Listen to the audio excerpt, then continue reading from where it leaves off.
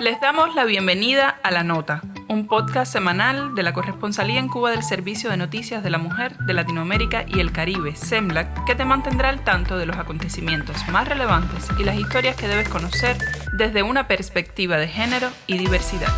Cada semana te ofrecemos una mirada profunda y equilibrada de los sucesos que moldean nuestro entorno, con énfasis en voces feministas y diversas, así como en el impulso de proyectos emprendedores liderados por mujeres en Cuba y otras latitudes. Únete a nuestro equipo mientras exploramos, reflexionamos y conectamos con la realidad desde un enfoque transformador. ¿Todo listo para tomar la nota más importante de la semana?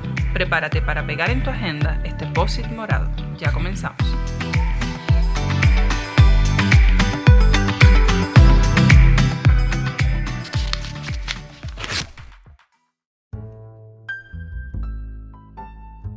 ¿Por qué en los espacios televisivos, la mayoría de las veces, los papeles más estereotipados y marginales se asocian a las personas afrodescendientes? ¿Por qué el llamado cabello bueno se define de una manera específica para promover un estándar de belleza eurocéntrico, mientras históricamente el cabello afro, el malo, ha sido considerado como indomable o poco profesional debido a su textura natural? ¿Por qué la representación visual de las personas negras a menudo ha sido definida desde la perspectiva de la otredad, lo que implica que son retratadas como diferentes o exóticas? Las representaciones estereotipadas pueden perpetuar prejuicios y sesgos, reforzando ideas negativas y falsas sobre determinada comunidad. Los estereotipos promueven la marginalización y la discriminación, limitando las oportunidades y el reconocimiento de las contribuciones y diversidad de las personas. En el caso de las mujeres y los hombres afrodescendientes, el debate sobre su representación social en Cuba aún es insuficiente. Se requiere seguir derrumbando prejuicios y estereotipos en torno a cómo son mostrados en el cine, la televisión, la fotografía y las artes en general, en el camino hacia una representación más auténtica y diversa de esta comunidad. Estamos en La Nota, un podcast informativo semanal del Servicio de Noticias de la Mujer de Latinoamérica y el Caribe, y esta vez te proponemos deconstruir prejuicios y aportar al debate sobre la lucha contra la discriminación racial. Yoruba soy, lloro en Yoruba Lukumi. Como soy un Yoruba de Cuba, quiero que hasta Cuba suba mi llanto Yoruba, que suba el alegre llanto Yoruba que sale de mí. Yoruba soy, cantando voy, llorando estoy, y cuando no soy Yoruba, soy Congo, Mandinga, Carabalí. Atiendan amigos, mi son que empieza así.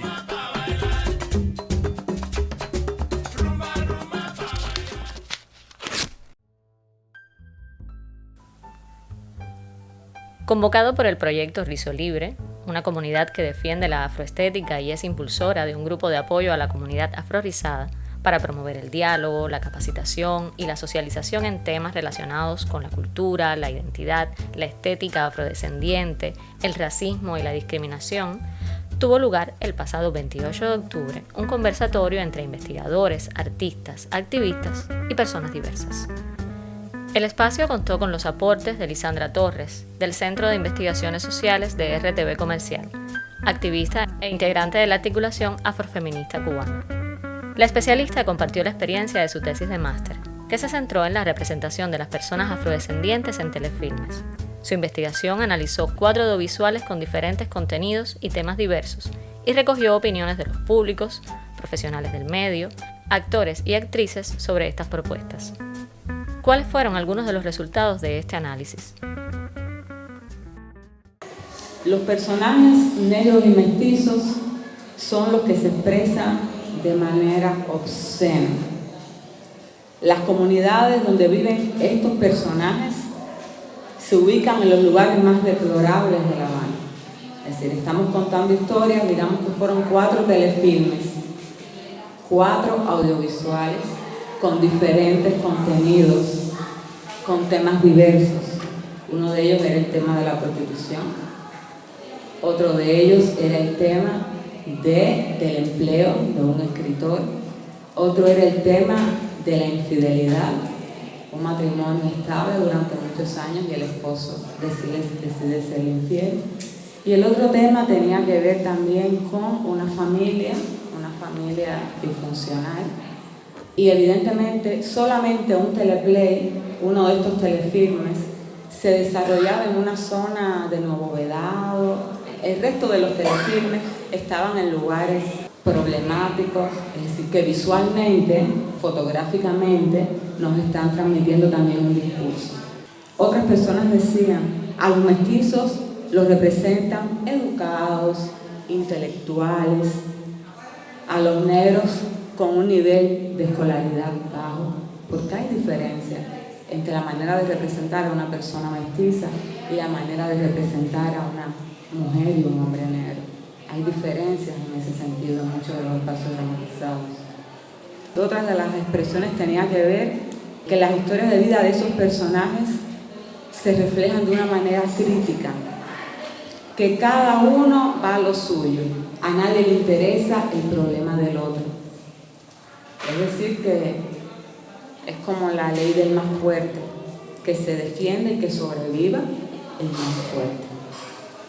Hay otro grupo de personas que consideraba que las personas negras y mestizas no viven de esa manera, que deben mostrarse otras historias de vida que muestren cómo viven nuestra sociedad que es tan plural, nuestra sociedad que es tan diversa.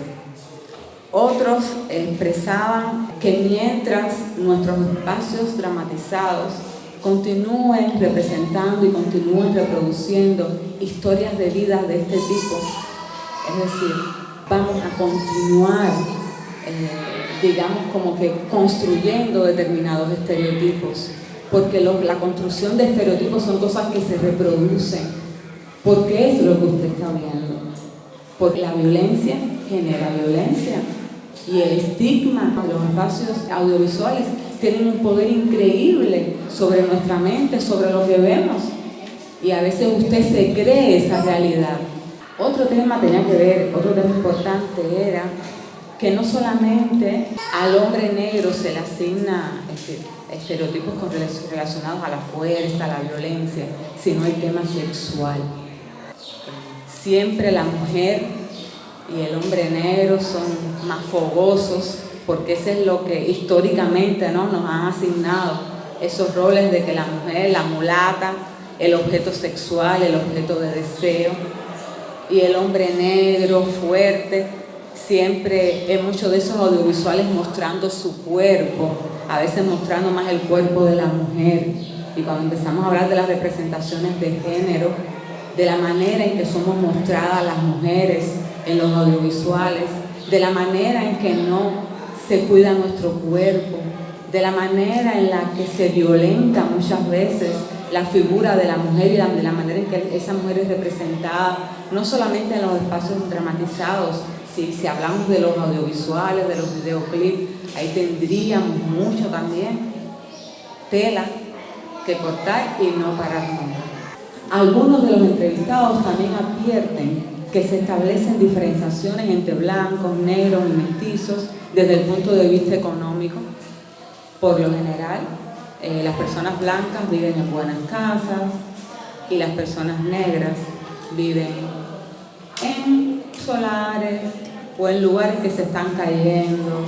Es importante también señalar que el grupo reconoce valores en estos grupos sociales, valores que tienen que ver con que son trabajadores, con que son personas que son amigos, que se entregan a su trabajo, pero igualmente los consideran trabajadores porque por lo general las personas negras y mestizas en estos dramatizados están en un sector laboral, que por lo general son sectores laborales que demandan de más fuerza, son constructores, trabajan cargando sacos en las rastras, es decir, entonces siempre estamos en la lucha, en esos negocios turbios, en esos negocios que siempre rayan el margen de lo que es lícito y lo que es ilícito. Entonces muchas veces son caracterizados como luchadores, trabajadores, pero ese tema de luchadores siempre está rondando, ¿no? Muchas de esta labor que realizan esos personajes negros y mestizos en estos telefilmes.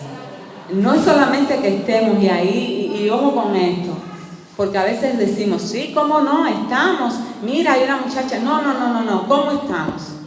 ¿Qué historias de vida estamos contando? ¿Por qué siempre tenemos que ser los malos en esas historias de vida? ¿Por qué nuestras historias de vida tienen que ser tan complejas, tan complicadas? Y no es que no lo sean, ojo con esto. Las realidades sociales son diversas para los diferentes grupos sociales, pero el nuestro es otro.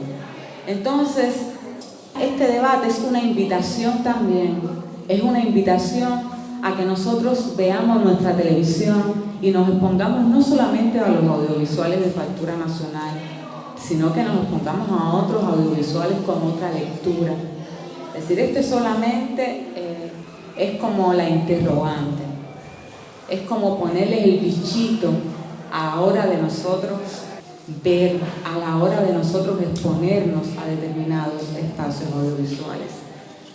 Y otra cosa tiene que ver con no cansarnos de hacernos preguntas. No cansarnos de hacernos preguntas y de querer cambiar y transformar muchas de esas realidades.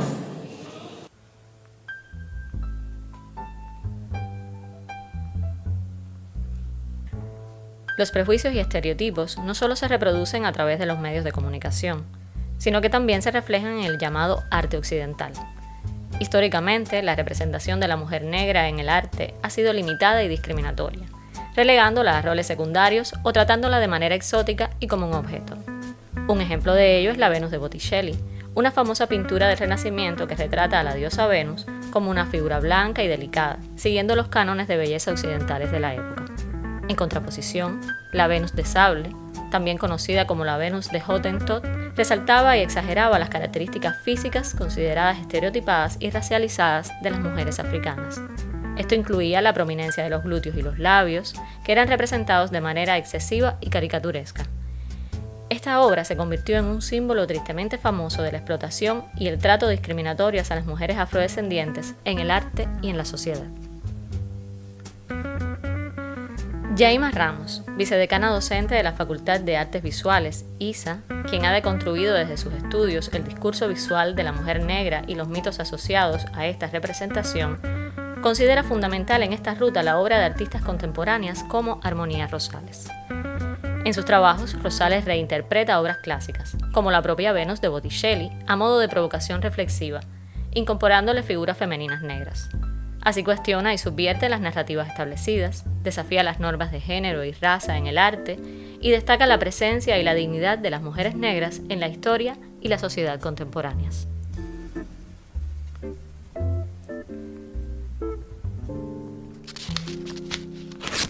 Armonía Rosales es una artista plástica contemporánea estadounidense de origen cubano que recrea, ya lo había dicho, las grandes pinturas del Renacimiento italiano, colocando heroínas negras. Se trata de una mirada interesante que pone sobre la mesa el problema de las estructuras de género y raza que han sobrevivido a lo largo de la historia. Armonía Rosales ha sido una artista satanizada por la crítica artística de la contemporaneidad porque desde el punto de vista antropológico, al reinterpretar las grandes pinturas del arte clásico, está desestabilizando la cultura hegemónica, violentando todas sus fronteras simbólicas. Su muestra más reciente se llama Master Narrative, que se ilustra en el Museo de Atlanta. Es una instalación escultórica a gran escala, considerada su propia Capilla Sistina. O sea, esta obra se extiende sobre el casco cóncavo de un barco volcado y este barco, o sea, en su interior, está mostrando un conjunto de episodios que desafían al conquistador, al considerar la universalidad de la creación desde la óptica de la cultura traída por la diáspora africana. Para ella, la mejor manera de diversificar el medio es operar dentro de sus propios parámetros y así recuperar una historia que ha sido activamente mutilada.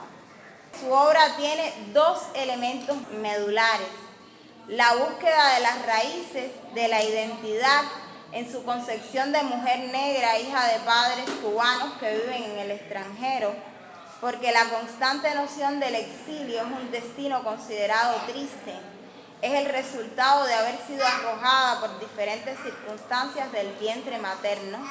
Quizás por eso la reiteración en sus obras de una misteriosa mujer negra que para ella representa a su madre África.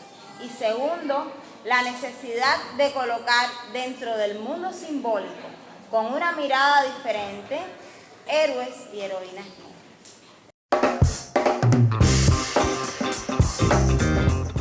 Y ya estamos en Recuento Semanal, la sección que te pone al tanto de lo más actualizado en nuestra agenda en esta semana. En la portada de nuestra web destacamos que el bloqueo de Estados Unidos hacia Cuba profundiza las desigualdades ya existentes e impone obstáculos a los proyectos de vida, sobre todo de las mujeres, debido al tiempo que éstas tienen que invertir en la búsqueda de soluciones. En ello coincidieron representantes de la sociedad civil reunidos en la Universidad de La Habana el pasado 27 de octubre. El 19 Foro de la Sociedad Civil Cubana en contra del bloqueo reafirmó que esas sanciones económicas, financieras y comerciales afectan el cumplimiento de la Agenda 2030 en el país y su Plan Nacional de Desarrollo Económico y Social, según explicó Norma Goicoechea Stenós, presidenta de la Asociación Cubana de Naciones Unidas, ACNUR, organización que convocó al encuentro. Más del 80% de la población cubana actual solo ha conocido una Cuba con bloqueo, precisó Goicoechea, y apuntó que todas las familias son víctimas de una forma o de otra de esa política que lacera los derechos humanos.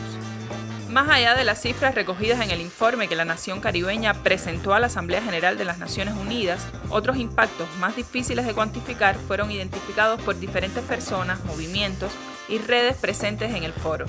Puedes ampliar al respecto en la nota El bloqueo afecta a la Agenda 2030, denuncia Foros de la Sociedad Civil. También te recomendamos el artículo Enfermedades crónicas y violencia de género, más allá de lo visible, del doctor en ciencias, investigador titular y profesor consultante Carlos Gutiérrez, quien plantea que la interrelación entre las enfermedades y la violencia de género es mucho más compleja que lo que una mirada simplista puede ofrecer. No se trata solamente de que una mujer enferma reciba, además, una agresión física por parte de su pareja. Se trata de cómo el maltrato se deriva, en muchos casos, de que ese esposo o pareja no tiene paciencia para la queja frecuente y las limitaciones lógicas que impone un proceso patológico. Y estas serían apenas las causas y consecuencias más visibles, pero si analizamos las causas de las causas, el problema es mucho más amplio y complejo, afirma el especialista. Por último, de nuestro archivo te traemos el boletín de CEPAL Violencia Feminicida en Cifras, América Latina y el Caribe, el cual ofrece información actualizada del 2023 en torno a la violencia contra las mujeres y niñas en la región y su expresión más extrema. Escúchanos desde iVoox y YouTube. Si das clic en redsemlac-cuba.net podrás tomar notas sobre estas y otras importantes temáticas.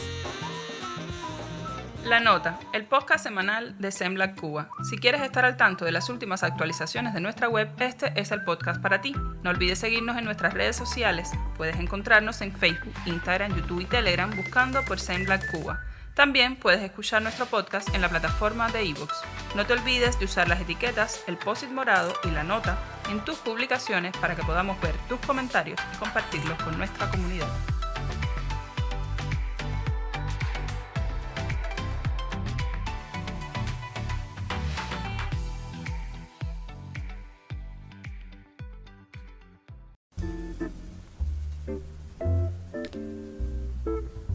Ya estamos de vuelta en La Nota, donde hoy hablamos sobre la representación social, artística y comunicativa de las personas afrodescendientes, un tema sobre el que aún queda mucho por debatir. En un espacio como la música, los aportes de las mujeres, en especial las afrodescendientes, tampoco son justamente valorizados, muchas veces debido a prejuicios donde las variables de género y raza se relacionan. Así lo cree Maite Caballero, directora del Coro Folclórico Nacional desde hace una década y con más de 32 años en él. Maite es la primera mujer en asumir tal responsabilidad en las más de 7 décadas de fundada la institución, cuyo principal objetivo es salvaguardar las tradiciones folclóricas callejeras cubanas. Quiero decirles que sí, que a veces por ser mujer un poco no te toman en cuenta, a veces no lo creen. ¿Qué hace una mujer dirigiendo el Coro Folclórico Nacional, que tiene 70 años? ¿Qué hace ella? Habiendo en mi grupo tantos negros, tantos hombres. Me hice repertorista para que no se perdiera esa tradición y no se perdiera la música de Ignacio Piñeiro y no se perdiera la música de los negros. E inclusive me atrevía más, yo me atreví a montar un día y dije, ay muchachos, hay un festival de jazz y nunca invitar al coro folclórico porque es folclórico, porque es música negra y no tiene que ver con el soul, con el jazz, con el blues. Pero yo hablo bastante buen inglés. Y yo dije, vamos a ir, vamos a cantar Summertime y vamos a hacerlo en tiempo de bala. Entonces ellos me dieron la idea, vamos a hacer Summertime y empezaron a tocar el tutuido ya. Y yo me puse a cantar Summertime. Y todos empezaron, and the living is easy. Y lo hicimos en el Instituto de la Música. Y ellos vieron, y con el batalla se cayó bailando. Fish are jumping, and the color is high. Y ahí seguía. Y al final, para sorpresa de todo, casi lo miramos en tiempo de rumba. In summertime, no woman, no cry.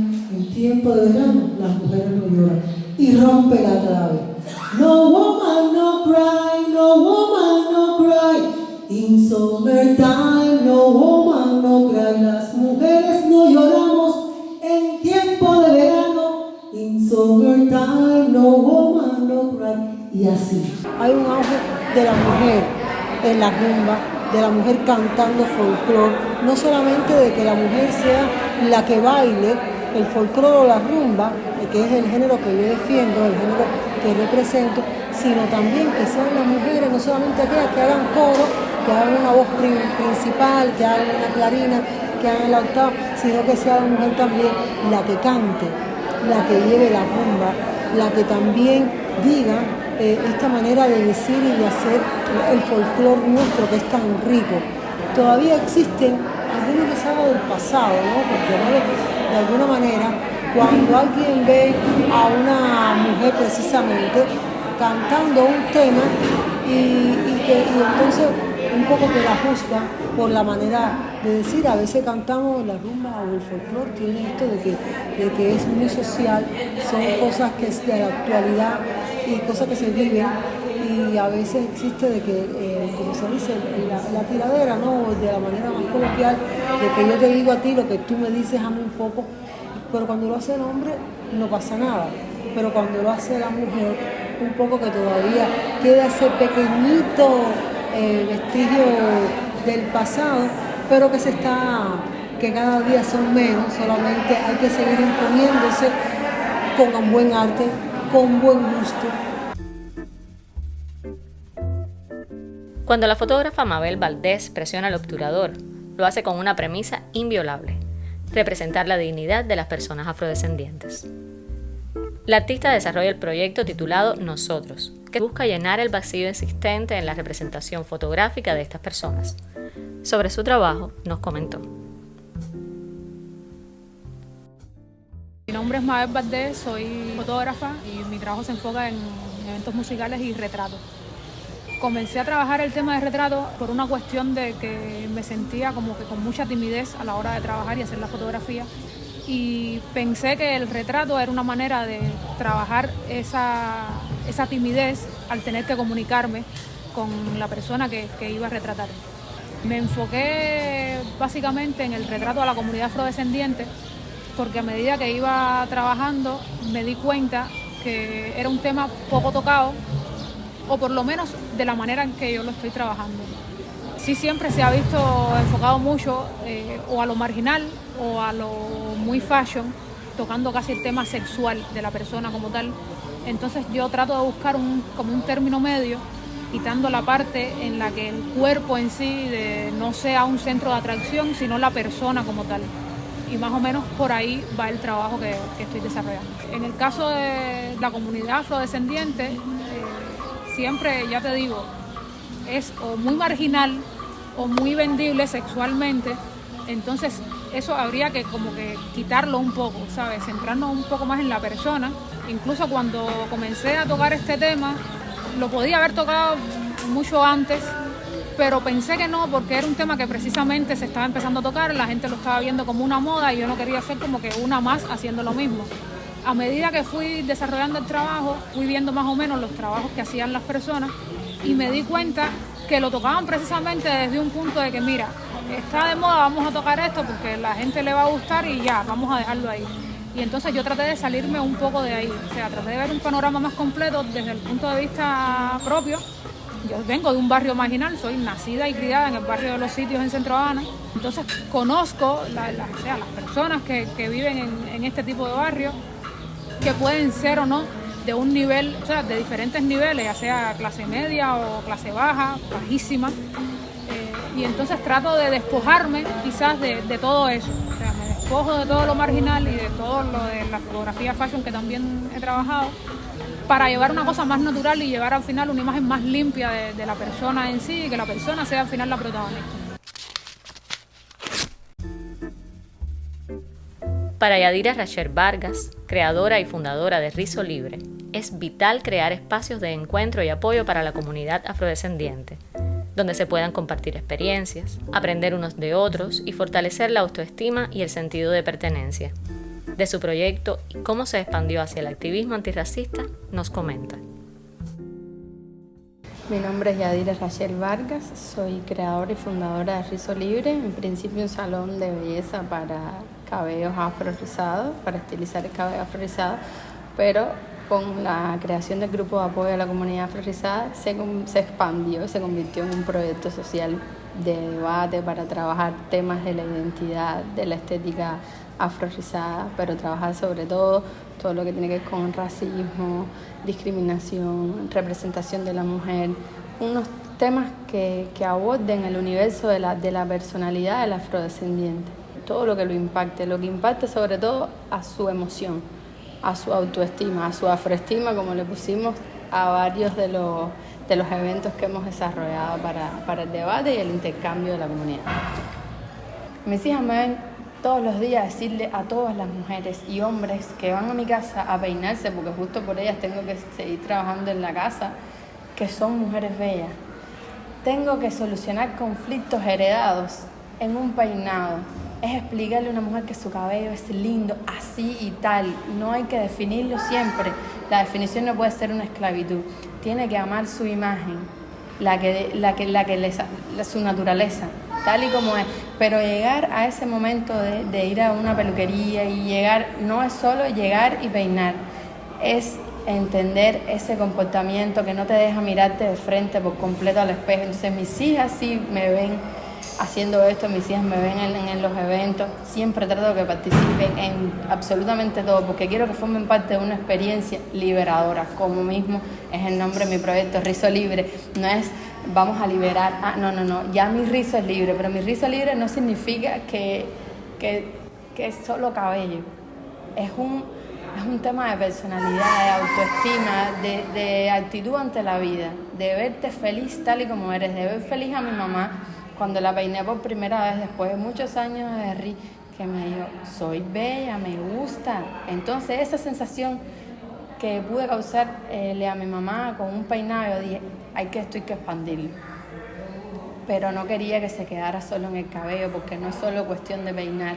Hay una serie de prácticas culturales, hay un patrimonio inmaterial que subyace en toda la familia, porque siempre hay una tradición de peinado, lavados, enredados, es algo cotidiano, pero ahí es donde se reproducen esos esquemas, esos estereotipos, que en muchos casos hace que los niños desistan de su propia imagen sin poder ellos llegar a la edad de decidir, que desistan desde los 7 años su cabello y pidan una queratina porque no son lindos. Entonces es en en este mundo tan complejo en el que me desenvuelvo, pero que me encanta, porque soy historiadora. Y como historiadora y también estudio patrimonio cultural, conozco la importancia de la documentación, de la fuente, de la historia, de dónde ir a beber para saber de dónde venimos, como dijo Aimé Césaire, hay que saber de dónde venimos para tener claro hacia dónde queremos ir. Y entonces trato, desde que arranqué Rizo Libre, en las publicaciones, no hacer publicaciones simples como estos rizos son perfectos, mira la forma, no, sino ir detrás de esa motivación que llevó a esa persona a definir su cabello o por lo menos a ir a mí para entender qué es lo que la mayoría de las personas necesitan. Información, no es tanto la necesidad del peinado del producto como la información, porque se quieren conocer. Y para conocerse necesitan información, necesitan diálogo, necesitan intercambio, necesitan dialogar. Y entonces así nació el grupo WhatsApp, un grupo de encuestas para las mujeres, para que me comentaran sobre lo que más les preocupaba como mercado, pero definitivamente se pudo expandir. Afortunadamente podemos tocar muchísimos más temas, ya no solo es el cabello. El cabello fue la justificación para empezar. La sociedad es una, con un imaginario y una mirada muy racializados, que sigue catalogando físicamente a las personas en términos raciales y asociando atributos, oportunidades, posibilidades y comportamientos al color de la piel. No podemos dejar de pensarnos desde la racialidad, porque es la única manera que tenemos de confrontar esos modelos culturales que se expresan en todos los ámbitos de la vida humana. El análisis no puede ser entonces segmentado, olvidándonos de una cultura que ha gestado y desarrollado este tema hasta aquí. El activismo, la creación de espacios de encuentro para dialogar sobre estos temas, la incorporación de una mirada crítica hacia los productos que consumimos y hacia nosotros mismos, es una hoja de ruta obligada. Por hoy ya nos despedimos, y queremos hacerlo presentándote la obra de Ana María Paredes, narradora oral escénica, Premio Nacional Olga Alonso, y directora del grupo de narración oral Palabras Andantes. Ana María ha utilizado la creación artística para transformar experiencias de vida en herramientas de lucha contra los prejuicios y la discriminación racial.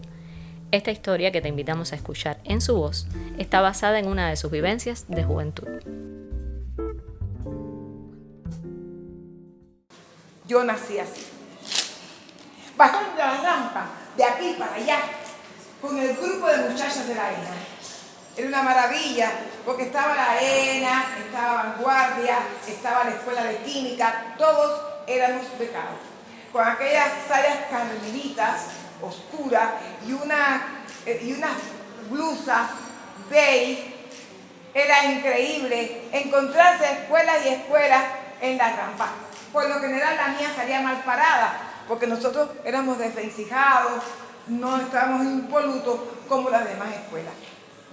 Había llegado ya a este país todo el vendaval de Ángela Davis. Y yo presumía de un pelo hirsuto, fuerte, alto. Bajando la rampa y subiendo, siento que me dice, compañera, yo miro, y un agente de la policía estaba allí, mirándome de arriba abajo, y yo, demasiado protestona para mi gusto actual. Le dije, dígame, díceme su identificación. Eran entonces unos libritos. Se lo di. ¿Por qué usted protesta? ¿Y yo? Pues si usted no me ha oído a mí hablar. Sí, usted está protestando. Yo estoy protestando. ¿Por qué? Acompáñame, por favor. Frente a Copelia, por 23, donde están los hot dogs, perros calientes, como me quieren llamar, había una especie de oficinita donde pelaban a los hippies y donde había un reverbero donde Chick porteaba un peine.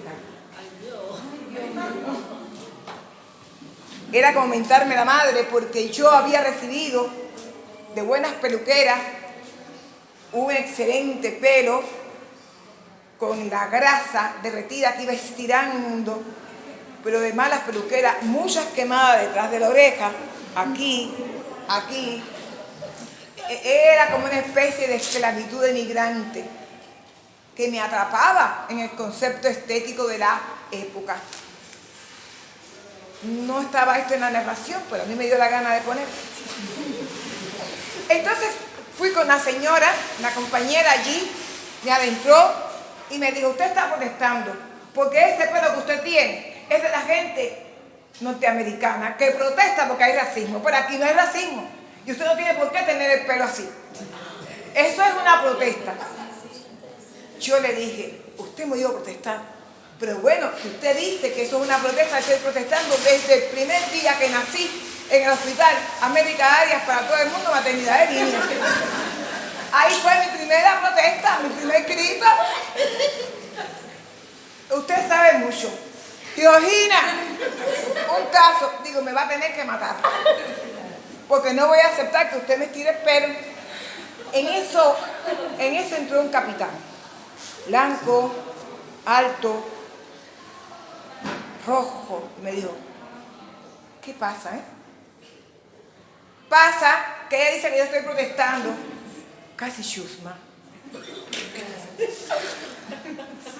Casi hiriente. Pero me sentía dolida en mi yo. Mi yo casi apocalíptico. Ella dice que yo estoy protestando y yo tengo mi pelo así, es natural. Así viene mi raza. Entonces en África todo el mundo protesta. El capitán me miró y le dijo, Eulalia, ven acá. Y entró con ella a una parte chiquitica, que todavía está allí, ahora vende no sé qué. Cuando salió me dijo, ¿de dónde eres? Porque allá afuera hay una multitud. Digo, yo soy de la ENA. Y cuando se van, no, la directora nos manda después una guagua. No diga que están de la guagua. Eulalia nunca más volvió a aparecer. Yo salí. Afuera oí un cuchilleo de alguien que decía, creo que estaba con droga.